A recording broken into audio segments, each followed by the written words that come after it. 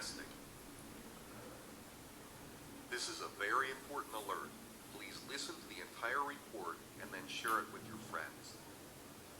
I want you to imagine for a moment what would go through your mind if the United States Department of Homeland Security suddenly announced that in just 48 hours from now, over 1/3 of all of the people in America are going to be put through mandatory emergency defense training, and that the training will include emergency rescue drills, fire responses, community evacuations to underground bunkers and bomb shelters, and the deployment of millions of pieces of personal protective equipment. It would sound like something out of a movie, wouldn't it? But think about it. If you really knew that this was happening in America, if it was true, wouldn't it make you think that something big is going on that the government knows about for this to come about so suddenly? Well, this is really happening, folks, but it's happening in Russia. Just over 24 hours ago, the Russian Emergency Situations Ministry announced that it's putting more than 40 million citizens through a massive civil defense training that begins October 4th and runs through the 7th. It includes cooperation with the Russian military. It includes nearly 250,000 emergency professionals and more than 50,000 rescue units. The official Russian government website for emergency communications management is called EMERCOM. EMERCOM says that the exercise consists of 3 stages. Stage 1. In this stage, they're going to practice notification and gathering of senior officials of both federal and regional executive authorities. They're going to gather local government officials, civil defense forces. They're going to practice the deployment of civil defense management systems on all levels, readying civil defense communications and notification systems. Then it moves to stage 2, which is planning and organization of civil defense actions. They're going to be deploying a team of civil defense forces and facilities designed to respond to massive scale disasters and fires. Then it moves into stage 3. Part of the drill includes mobilizing millions of Russians and directing them into nuclear bomb bunkers in Moscow. The deputy head of EMERCOM in Moscow, whose name is Andrei Mishenko, said that the capital city has enough underground bunkers now ready for all 11 million of its inhabitants. So, what is all this about? Why are tens of millions of Russians all across the nation suddenly being pulled into drills for a major disaster such as a potential nuclear war? I'll summarize it for you.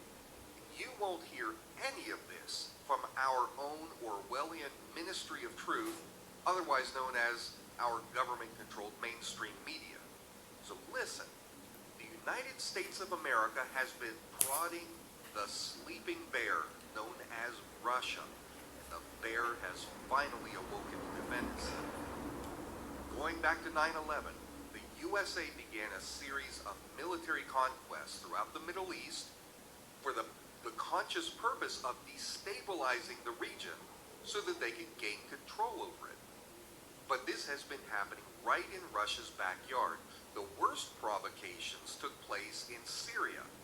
This started around 2011, 2012, beginning of the Arab Spring, where the American CIA stirred up terrorist groups and have been directing them in an assault against the government of Syria in order to try and overthrow it. Now, all of this violence has led to the creation of ISIS. So when Russia got involved in 2014 to try and hedge the U.S. efforts to overthrow the Syrian government, the USA didn't take it lightly. They responded by instigating a CIA-backed coup in Ukraine, 2013, 2014. They instigated a coup that overthrew the pro-Russian government. And Ukraine is right there on the border of Russia. America then installed a pro-Western government that consistently votes against Russia, leading the country into a state of civil war, which is continuing to this day. The Western coalition that was led by the USA used this event as justification to further punish Russia. Barack Obama called on a coalition of nations, mostly Western nations, to begin a fierce economic war against Russia. They used sanctions, among other things. They called on Saudi Arabia to open its oil spigots to flood the global oil market with cheap oil. That's why gas prices dropped so low about a year and a half ago. Okay, this was a concerted plan. This was a plan to damage the economy of Russia, because over half of Russia's economy comes from its own sale of oil. They're an oil-rich nation. And so the combination of all of these sanctions, along with the suppressed oil prices, destabilized the Russian currency, the ruble. It caused their economy to plummet.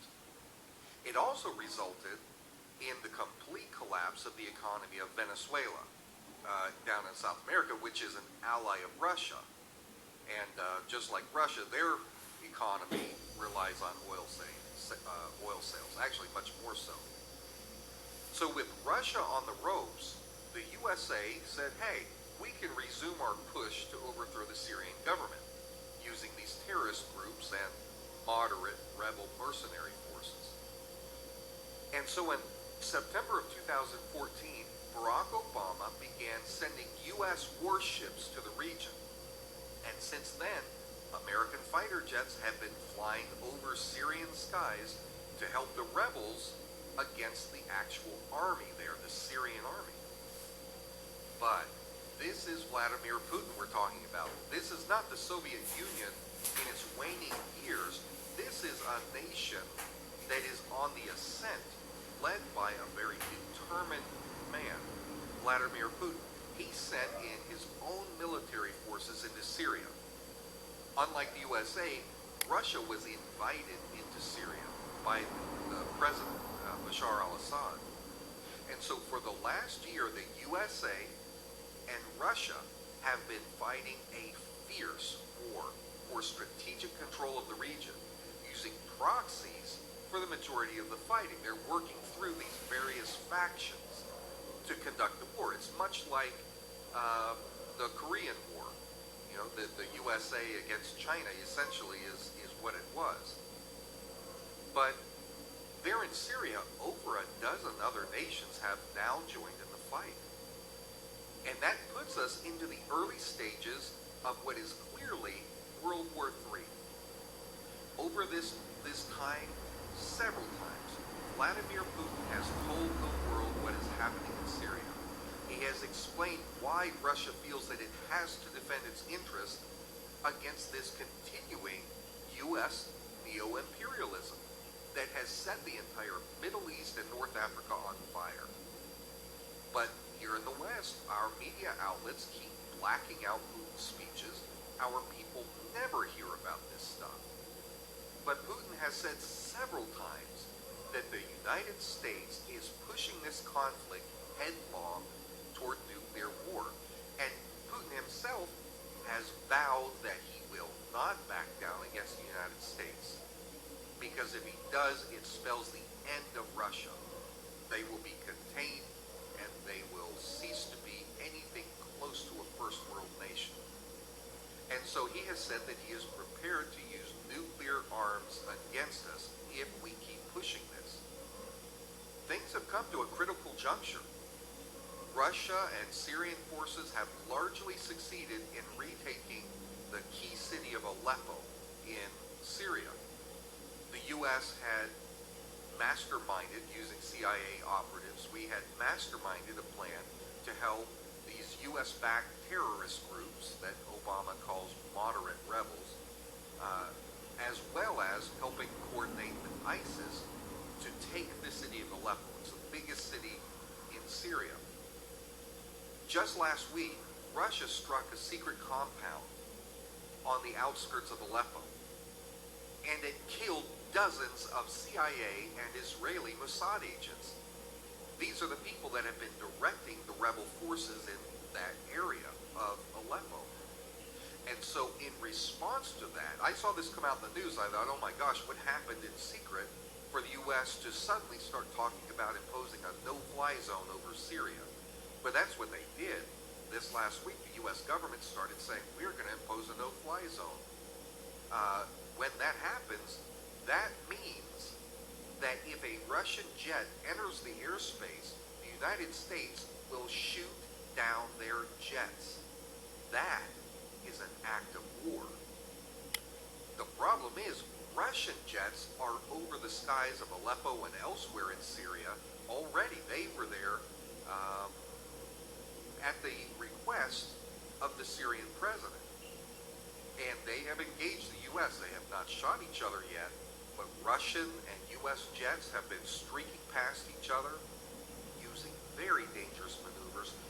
Some of the Air Force reports have said that Russian jets have come within as little as 10 feet of U.S. aircraft.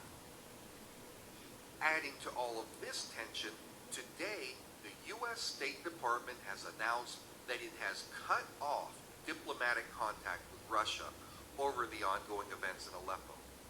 Folks, this is big. This is huge.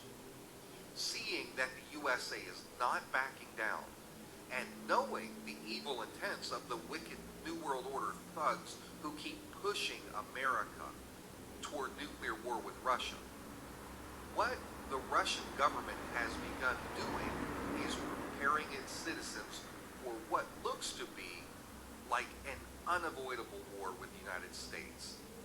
And so that is what this massive drill is about. It is getting their people ready for the potential for nuclear war or some other form of warfare with the U.S. Guys, if this news doesn't scare you, you must not believe this report to be true.